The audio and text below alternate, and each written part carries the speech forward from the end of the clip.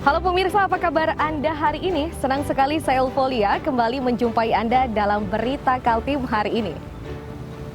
Sejumlah berita aktual dan menarik telah kami siapkan untuk Anda dan berikut 3 berita utama Kaltim hari ini.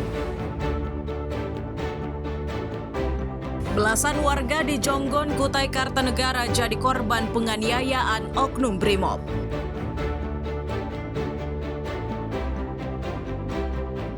Satpol PP Samarinda masih terus bergerak. Sasarannya kali ini adalah pedagang kaki lima dan bangunan bekas Bandara Temindung.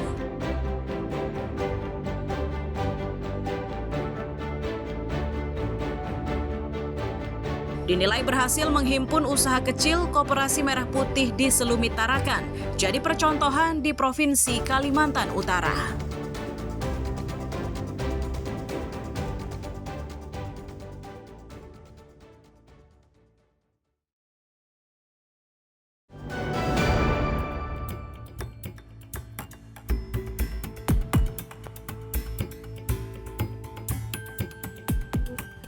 Pria yang punggungnya memerah ini mengaku korban penganiayaan pada 17 Juli 2025 lalu.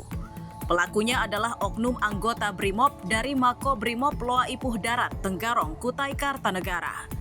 Peristiwa itu diawali saat korban yang berprofesi sebagai pengepul pisang melihat kayu melintang di jalan.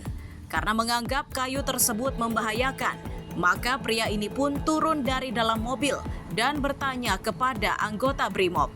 Nahas pertanyaannya diakui oleh korban menjadi awal penyebab dirinya dianiaya.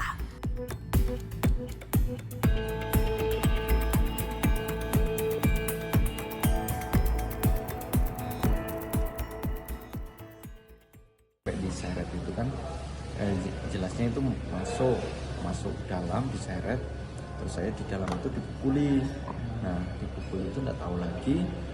Setelah dipukuli itu pokoknya saya sudah merasakan dipukuli. Setelah itu si ini tahu-tahu saya itu nggak tahu pingsan kan atau gimana, nggak mudeng. Tahu-tahu saya ingat bangun itu sudah kondisi ganti begitu, ganti baju apa gitu kan. Terus ditawari makan, jam 11 itu saya pulang. Kapolda Kaltim yang menerima kabar tersebut mengaku hanya bisa memberi fasilitas untuk prosesnya. Itu dilakukan karena Brimob merupakan satuan yang langsung berhubungan dengan Mabes Polri. Namun demikian, ia memastikan para oknum Brimob yang terlibat penganiayaan sudah dimintai keterangan.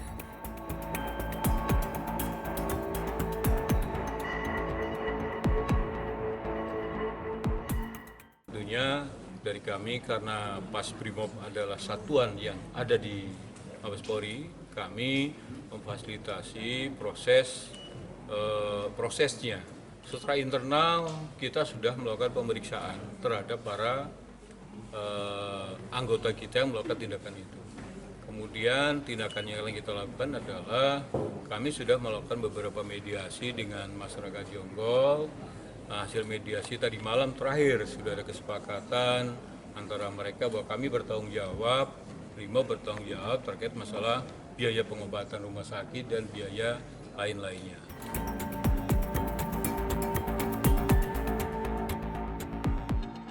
Belakangan tersiar kabar perkara ini diselesaikan melalui jalur mediasi. Lebih jauh, jumlah orang yang jadi korban penganiayaan konon mencapai belasan orang. Amir Hamzah dan tim liputan melaporkan dari Kutai Kartanegara.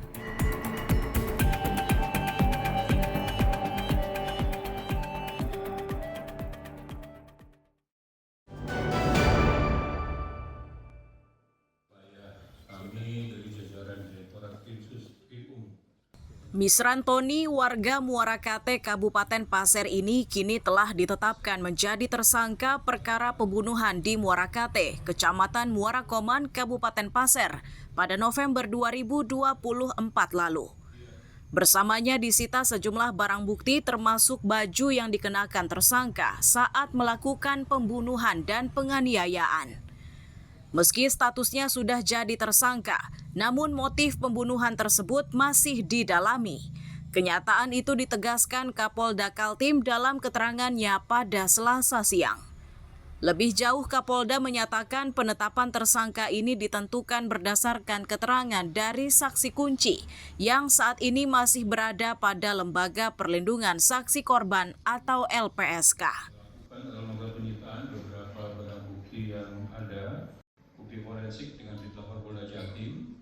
Untuk motif nanti akan kita akan kita temukan ketika nanti kebetulan tersangka juga sudah kita tetapkan. Jadi nanti motif apakah ini kaitannya dengan masalah hauling atau di masalah yang lain-lain. Jadi kita saat ini kami belum bisa menyampaikan kepada teman-teman karena kita masih akan melakukan pembuktian dari peristiwa-peristiwanya. Jadi yang sementara kita buktikan adalah peristiwa pembunuhannya dulu. Peristiwa pembunuhan itu terjadi di posko aksi protes angkutan batubara. Korban yang saat itu tertidur di posko dilukai korban hingga tewas.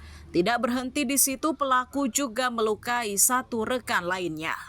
Amir Hamzah dan Riani Mantini melaporkan dari Balikpapan.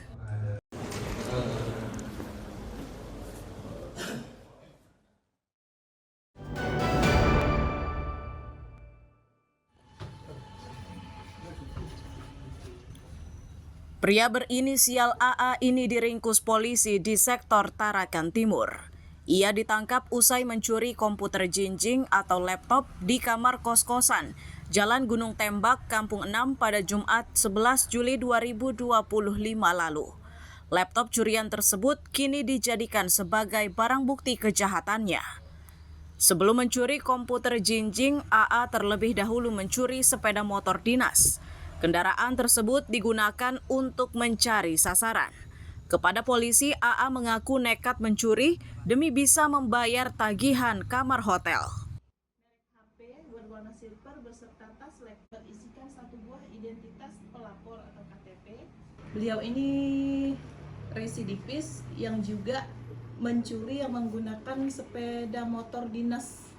Ada kan yang viral di Tarakan Terciduk ya? Terciduk. Yang motor Patera. Jadi dia ini dijerat juga di kasus yang lain. Baru berapa tahun keluar baru keluar? Dia 1 tahun 6 bulan di lapas. Sudah berapa lama kamu keluar?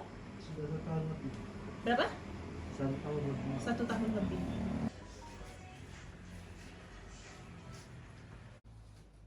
Kini akibat perbuatannya, AA yang sudah ditetapkan menjadi tersangka itu terancam hukuman 7 tahun penjara.